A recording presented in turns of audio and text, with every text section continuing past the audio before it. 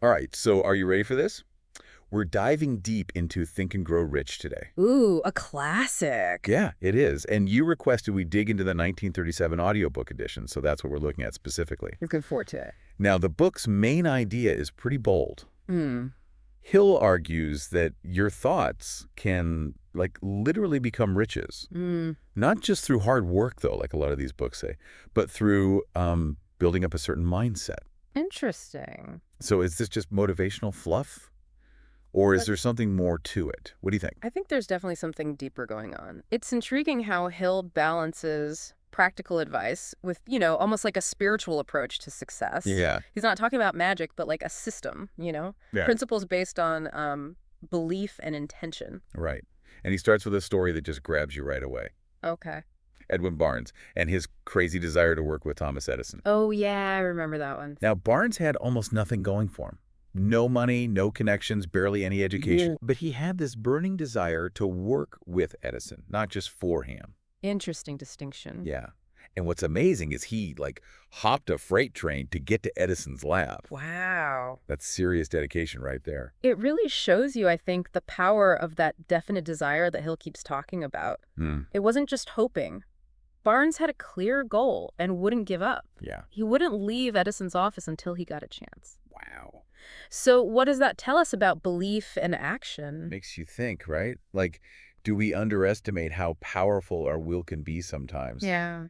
Even Edison himself said later that he saw something in Barnes, this, Mhm. like, unshakable drive. And that's what made Edison give Barnes a chance. Mhm. And guess what? Barnes became Edison's top salesman. No way! I didn't remember that. Yeah. It just proves that burning desire plus persistent action can overcome anything. It really flips the script on that work hard idea, doesn't it? Totally. Like, Yeah. it's saying that our thoughts, what we believe, actually shape our reality. Yeah, and then Hill introduces those 6 steps to riches. Right. His framework for turning desire into, well, money. Mm. And what's interesting is those methods were supported by some of the most successful people back then. Oh, yeah. Like who? Oh, Andrew Carnegie and, of course, Thomas Edison himself. So what are those steps then? Fill us in. Well, Hill says it's really important to write down exactly how much money you want, the date you want it by, and what you'll give in return. Okay. But it doesn't stop there. You're supposed to read this out loud twice a day, morning and night. Wow. And while you do it, visualize yourself already having that wealth. Might sound a little out there to some people. Maybe, but Hill was onto something with that idea. What do you mean? It's all about auto-suggestion. Auto-suggestion. Yeah, a way to, influence your subconscious by repeating a desire over and over. Interesting. And then, there's a lot of modern research on affirmations and mindset that actually backs that up. So Hill describes this auto-suggestion as a bridge between the conscious and subconscious mind. Okay, break that down for us. Well, by repeatedly feeding your subconscious a thought, Yeah. you essentially plant a seed. Mm. And with the right conditions, that seed grows and becomes your reality. Wow. He even shares this story about Joseph Grant, this bank official who got caught in a scandal. Oh, yeah? What happened to him? Well, Grant was so afraid and guilty, he kept saying, "This will kill me. I can't handle the disgrace." Oh. And tragically, he actually died within days. Seriously? Yeah. Just from saying that? It's a chilling example of negative autosuggestion. Wow, that's intense. But, the takeaway for you listening is, if negative thoughts are that powerful, Yeah. imagine what focusing on positive, empowering thoughts can do. Makes you think. It shows we have a choice in what we feed our minds. Right. And Hill suggests that by choosing to focus on positive, goal-oriented thoughts, we can shape our reality. So autosuggestion is powerful, but it takes effort and practice. Definitely. It's not a magic wand. Right. It's something you got to work at. Exactly. And practice is a big theme in Think and Grow Rich. And this leads perfectly into Hill's next big idea. Specialized knowledge. Oh, yeah, I love that part. He separates general knowledge from specialized knowledge, Yeah. saying riches don't come from just knowing a lot of stuff. Right. It's about getting and using knowledge that's organized and directed at your specific goals. Makes sense. It's about becoming an expert in your field. He uses Henry Ford as a great example of this. Oh, how so? Well, Ford didn't have much formal education, but he was a master at getting specialized knowledge. Yeah. He knew that real education wasn't about memorizing facts, but about learning what you need to succeed. And he was good at finding the right people to learn from. Exactly. And this is where Hill brings in the power of imagination. Ah, yes. The workshop of the mind. It's amazing how many great inventions and innovations started as just ideas. Right. Just someone's imagination at work. So Hill says there are two kinds of imagination, synthetic and creative. Oh, right. I remember this. So synthetic imagination rearranges existing ideas. Like remixing what's already there. And creative imagination taps into something deeper, something that can lead to breakthroughs. And he uses those great stories of Coca-Cola and the Armour Institute of Technology to show this. Oh, yeah, those are good ones. So Coca-Cola, starting from just an old brass kettle, shows how a simple idea plus imagination and action can build an empire. That's amazing. And then there's Dr. Frank Gonzalez, who founded the Armour Institute. What did he do? He had this crazy vision of getting $1 million for his project. $1 million back then. Yeah, and he just went straight to Philip D. Armour and asked for it. Bold move. And guess what? Within 36 hours, he had his $1 million. No way. It's true. It shows how directed imagination, driven by desire, can achieve amazing results. It's inspiring. It really is. So think about yourself for a second. What ideas are you nurturing right now? Yeah. How can you use your imagination to create value and attract the riches you want? Because we all have that capacity for imagination. We do. It's about tapping into it and aiming it towards our goals. But of course, that means overcoming fear, which can hold us back in a big way. It definitely can. And Hill dedicates a whole chapter to the power of persistence. Yeah, he talks about how setbacks and defeats are just stepping stones to success. Right. Like, remember Edison's 10,000 attempts to make the light bulb work? Oh, yeah, that's a classic example of persistence. Talk about not giving up. Yeah. It changes how we see failure, right? For sure. It's not the opposite of success. It's part of the process. Exactly. And then there's W.C. Fields, making a comeback in movies at 60 years old. Wow, that's impressive. They both refused to let anything stop them from reaching their goals. What fueled that persistence, though? Hill says it's faith. Faith. Yeah, the more persistent you are, the more you believe you'll reach your goals. It's like a cycle, action, and belief feeding each other. Exactly. And now, Hill brings in a principle that might sound a bit strange at first. Okay, I'm intrigued. He calls it the mastermind. Mastermind. Yeah, and he says it's the key to overcoming obstacles and achieving great things. I don't remember this one. What is it exactly? Well, it's about recognizing that we don't have to do everything alone. Okay.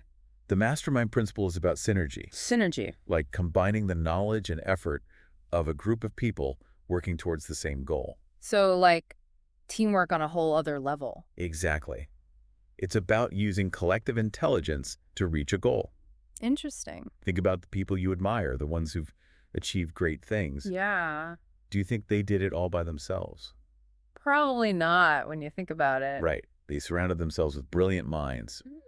And Hill's saying that you can tap into that power too. How? Surround yourself with people who share your vision, who have different skills, and who will challenge you. It's about amplifying your potential by working together. Exactly. Now, in this 1937 edition, Hill really goes deep into the subconscious mind. Oh, right. That's a big part of his work. And things get really fascinating here. He says the subconscious is this hidden part of us. Yeah. It processes information and influences our actions in ways we don't even realize. Like it's working behind the scenes all the time. Yeah, it's like an operating system shaping our thoughts, emotions, and behavior. He even says it's a bridge between our limited minds and a source of infinite intelligence. Infinite intelligence. That sounds pretty deep. It is. And for you listening, understanding Hill's idea of infinite intelligence is key, especially in this edition. Yeah. It's like he's saying you're not limited by what you have now. You have access to unlimited potential. Wow, that's a powerful idea. It is. And it connects with his emphasis on faith as being crucial in all of this. Faith. Yeah, like it's not enough to just want wealth. You got to believe you can get it with absolute certainty. That makes sense. But how do we actually tap into this infinite intelligence? Well, that's what we'll be diving into in the next part of our deep dive. Sounds good. Looking forward to it. Me too. See you then. Hill believed this infinite intelligence is like a universal power source. Okay. And you can access it through a focused mind and a strong belief. It's like saying you're not limited by what you have now. There's this wellspring of infinite potential. That's pretty powerful. It is. And it connects with how he talks about faith being so important in this whole process. Yeah. It's not enough to just wish for wealth. Right. You have to really believe you can get it, like be absolutely certain. Precisely. Hmm. And Hill even says that fear is the biggest thing blocking us from this infinite intelligence. Fear. Yeah, when we let fear control our thoughts and actions, Yeah. we basically shut ourselves off from this flow of abundance. It's like we're getting in our own way. Exactly. It makes me think back to Edwin Barnes again. Oh, yeah. Imagine if he'd given in to fear, like fear of being poor, rejected, or just the unknown. He never would have gotten on that train. Exactly. His desire was so strong, fueled by faith and not held back by fear. It's like he connected to his goal on this deeper level, almost like he tuned into that infinite intelligence. That's It interesting. makes you think, what fears are holding you back? Yeah. What beliefs are stopping you from reaching your potential and connecting to that power Hill talks about? It's about recognizing those stories we tell ourselves that might be limiting us. Exactly. And Hill doesn't just point that out. He gives us a way to influence our subconscious Right. by repeatedly giving it a clear vision of what we want. It's about filling your mind with those positive thoughts and beliefs that match your goals. Mhm. Hill emphasized that your subconscious doesn't know the difference between good and bad thoughts. Really? Yeah, it just acts on whatever's dominant in your mind. So it's like we got to be careful what we're thinking about all the time. Exactly. Like, think about those negative thoughts we all have sometimes. Yeah. What if we purposely replace those with positive affirmations and visualizations? With retraining our brains. Exactly. And that's where auto-suggestion comes back in. Right. Hill says emotion is really important when you're trying to influence your subconscious. Oh, so it's not just about the words themselves. No, like just saying the words without feeling them won't do much. So you have to actually feel it. Yeah, you got to feel it. Makes sense. Your subconscious responds to feelings, to vivid images, to that burning desire driving your vision. So how do we actually do that?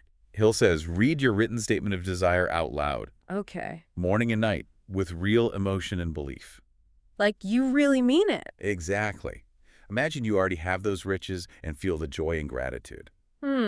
That's powerful. It might seem simple, but consistency is key Right. It has to become a habit. for regular practice. Repetition is key. Yeah, by repeatedly exposing your subconscious to what you want, you're basically programming it for success. It's like training your mind. Exactly.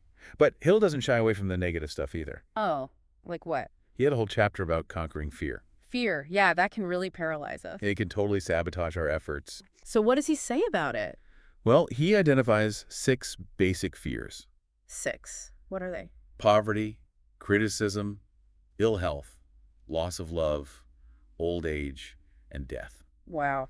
That covers a lot. He says all other fears come from these 6 core anxieties, Interesting. and the key to overcoming them, understanding they're just states of mind, States of mind. and we can control our states of mind. Oh. Easier said than done, though, right? For sure. But Hill gives us the strategy. Okay, we'll see. He says, analyze your fears, figure out where they're coming from, and then consciously choose to replace them with positive, empowering thoughts. It's about facing those fears head on. Yeah, and challenging the negative thoughts that fuel them. Makes sense. And you know, it really stuck with me. What? Hill points out that every successful person has faced fear and adversity. Yeah, they're not immune to it. They didn't avoid it, they chose to confront it and came out stronger. That's a really important message for anyone listening. You're not alone in your fears. No, we all have them. And by learning to master them, you unlock so much potential within yourself. It's like fear is holding us back from who we could be. Exactly. But Hill doesn't stop there. He goes on to explore the 6th sense. 6th sense. Now we're getting into some mysterious territory. Hold on tight, we're going deeper. Okay, I'm ready. So the 6th sense is what Hill calls intuition, that gut feeling that guides us. Oh, intuition, I get it. He believes it's a powerful tool for success. But you can only really access it and understand it after you've mastered the other principles in the book. So it's like a higher level skill. Exactly. You have to unlock it. Hill doesn't give us a step-by-step guide to develop this 6th sense, though. Oh, so how do we get there? He says it comes through understanding yourself better, through meditation, and being more aware of the world around you. So it's about developing that inner knowing. Yeah, trusting your instincts and being open to guidance that might come in unexpected ways. It's like trusting your gut. Exactly. Hill argues this 6th sense lets us tap into a higher source of wisdom, guiding us towards our goals and helping us make decisions that are in line with our true purpose. So it's about going beyond just logic and reason. Right, and embracing a more intuitive way of living. Makes sense. But Hill warns that the sixth sense can be easily misinterpreted or misused. Oh, that's important. He says it's crucial to use it along with the other principles, especially the ones about clear thinking, good judgment, and being ethical. So it's not a free pass to do whatever you want. Exactly. It's about balancing intuition with careful thought and ethical action. Makes sense. Now, something that really stood out to me in Think and Grow Rich is how Hill emphasizes understanding and mastering your emotions. Emotions. Yeah, he has a whole chapter about the power of enthusiasm. Oh, interesting. I kind of skimmed over that part. Me too at first. But thinking back to Barnes, Edison, all these successful people, Yeah. there's this undeniable energy, this passion that drives them. You can feel it. What do you think about that? It's fascinating how Hill presents enthusiasm as not just a personality trait, but a force you can cultivate and use. He suggests that enthusiasm is contagious. Contagious. Yeah, like when we genuinely express it, we inspire ourselves and draw others to us. Oh, I see. And I think that's really important, especially for someone who's thinking about building your mastermind group. Yeah, that makes sense. It's not just about finding skilled people. It's about creating an environment where everyone's enthusiastic and passionate. It's like if you want to go fast, go alone. If you want to go far, go together. Exactly. Hill says enthusiasm is key for leadership and influencing others. He even suggests that mastering genuine enthusiasm can help you overcome obstacles and open doors that might have stayed closed. So it's like a secret weapon. In a way, yeah. It's like this positive energy that attracts opportunities and support. Not just working hard, but working hard with passion. Exactly. With that energy that draws people in and creates momentum. It reminds me of that flow state idea. Flow state. Yeah, where you're so absorbed in what you're doing, so driven by passion, that you achieve amazing things effortlessly. Oh, yeah, I get it. Hill might not have used that term, but he was definitely onto something similar. For sure. So, for you listening, think about how you can bring more enthusiasm into your work, your goals, your interactions with others. Yeah, how can we tap into that? What would it look like to approach everything with that kind of infectious passion? I love that. Infectious passion. And maybe even more importantly, how can you surround yourself with people who share that same level of enthusiasm? Right, people who lift you up. People who amplify your energy and inspire you to reach higher. Building a mastermind group isn't just about skills, it's about finding people who resonate with your passion. Exactly. People who ignite that drive to succeed. Now, another thing that struck me while reading Think and Grow Rich is how much Hill emphasizes taking personal responsibility. Oh yeah, he's big on that. He's not about blaming outside factors or making excuses. No, he wants us to look inward. Yeah. And recognize the power we have to shape our own reality. He's basically saying, stop waiting for things to happen, make them happen. And that might sound harsh at first, Yeah, but I think it's actually very liberating. I agree. It's about giving individuals the power to take control of their own destiny. Shifting from a victim mentality to a creator mentality. Exactly. Yeah. Hill says we all have this incredible power inside us, Yeah. but we often give it away by blaming outside things for our failures. It's like we're giving away our control. He even says that poverty, in many cases, is a state of mind. The state of mind. He's not denying that there are real economic challenges, Right. but he's saying our thoughts and beliefs play a huge role in our financial situation. It's about our mindset. Exactly. Yeah. So for you listening, think about this. Are there any beliefs you have about money or success that might be holding you back? It's a good question to ask yourself. Are there areas where you're giving away your power by blaming outside factors for your current situation? It's about asking, what can I control? And focusing your energy there. Right, because we can't control everything. Hill challenges us to take responsibility for our lives, Yeah. to stop playing the victim and become the creator. He doesn't offer easy solutions or shortcuts. No, he's clear about that. He says achieving riches in any form takes effort, persistence, and a willingness to face our own limiting beliefs. It's about doing the work. And he has a whole chapter about the power of organized planning. Oh, planning. Yeah, that's important. He emphasizes having a clear plan, a definite purpose, and a strategy for reaching your goals. So it's not enough to just have goals. No, it's about breaking them down into steps and taking action consistently. It's about moving from wanting something to having a roadmap to get there. Exactly. Hill says not having a clear plan is a big reason why people fail to achieve their goals. They get lost along the way. They might have the desire, the passion, even the skills, Yeah. but without a plan, they're like a ship without a rudder. Just drifting around. And here's something I think is super relevant for anyone listening. Okay, what's that? Hill, back in 1937, was already talking about the power of decision-making. Wow, that's ahead of his time. He knew that in a world that's always getting more complex, Yeah. being able to make clear, decisive choices is crucial for success. It's about taking charge. It's not about being impulsive. It's about carefully considering your options, trusting your intuition, and then taking bold action.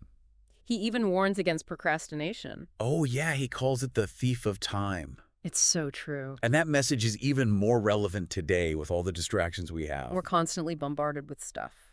Hill challenges us to make decisions quickly and then commit to them fully. It's about being decisive. So think about yourself for a second. I'm sorry? Are there any decisions you've been putting off? Yeah, what are you waiting for? What can you do today to move from thinking about it to actually doing it? Take that first step. Hill suggests that delaying decisions often leads to missed opportunities, It's like you're letting those opportunities slip away. and that becoming decisive can be a game changer on your path to success. It's a powerful habit to develop. And it's not just about making any decision. Right. It has to be the right decision. Hill emphasizes developing good judgment, getting advice from your mastermind group, Yeah, use those resources. and trusting your intuition. That gut feeling. He says being able to make good decisions is like a muscle you can strengthen with practice and experience. So the more you do it, the better you get at it. Exactly. And this leads into one of the most interesting chapters in Think and Grow Rich, Oh, which one? The Mystery of Sex Transmutation. Sex transmutation. Okay, now I'm really intrigued. Now, before we get into this, I want to assure you listening that we're not going anywhere inappropriate. Okay, good to know. Hill approaches this topic from a different perspective, and it's important to understand the context of when he was writing. Right. Things were different back then. Right. Hill was writing in a different time, and his ideas about sexuality were shaped by those social norms. But under the surface, he's actually exploring this idea of channeling creative energy. Creative energy. Yeah, he suggests that the energy that drives sexual desire can be redirected, like harnessed, to fuel creative stuff and achieve great things. That's a really interesting way to look at it. It is, right? Like, we have this huge amount of energy inside us, Yeah. and we get to choose where it goes. Exactly. It can be expressed physically, or we can use it for creative things, ambitious goals, making a difference in the world. And that feels super relevant today, you know, Totally. with all the stimulation and distractions around us. We're constantly bombarded. Hill's suggesting that if we choose to focus that energy on our goals, Yeah. we can overcome procrastination, resist those temptations, and achieve a level of focus and determination that we might not have otherwise. So think about your own energy for a second. Are you spreading it out in too many directions? Or are you focusing it on what truly matters to you? That's a good question. Hill's challenging us to, become masters of our own energy, I like that. to channel it towards what we want to achieve. And that ties in with how he talks about self-mastery as the basis for success. Oh, yeah, he's big on that. That whole chapter on controlling our thoughts and emotions. Right. Developing a positive attitude, building habits that support us. It's all connected. He even says that fear is negative energy that can drain us and hold us back. Fear is definitely powerful. And we've already talked about how fear can stop us from taking risks, going after our dreams. From connecting with that infinite intelligence. With fear blocks our energy, preventing us from reaching our full potential. It's a real obstacle. And one of the most valuable things I got from Think and Grow Rich is that we get to choose our thoughts. We do. And because of that, we choose our emotional state. We're not just victims of our circumstances. Exactly. We have the power to act. We can choose to focus on what's good. Cultivate gratitude, approach challenges with optimism and resilience. It's a choice. So for everyone listening, pay attention to your self-talk, those things you tell yourself. That inner voice. Because they can either empower you or hold you back. It's powerful. Are you focusing on what you can't do or on the possibilities? It makes a difference. Hill says we can rewire our brains for success by choosing to focus on positive, empowering thoughts. It's like retraining your mind. And that's where autosuggestion is so powerful. Ah, yes, that comes back again. It's not just wishful thinking. It's about intentionally planting seeds in your subconscious. It's about taking control. By repeating what you desire, visualizing your goals, filling your mind with good stuff. You create a self-fulfilling prophecy. It's like programming your inner GPS for success. I like that analogy. And Hill emphasizes that this isn't a one-time thing. Right, it's ongoing. It's a practice, a commitment to building a mindset that supports your goals. It's about changing how you see things. Shifting from scarcity to abundance, from fear to faith, from doubt to believing you can achieve anything. It's a powerful shift. And it's about realizing that the journey is just as important as the destination. That's deep. Hill says real success isn't just about money. It's about becoming the best version of yourself, Yeah, I agree. living a life with purpose, meaning, and contribution. That's what it's all about. And I think that's the real legacy of Think and Grow Rich.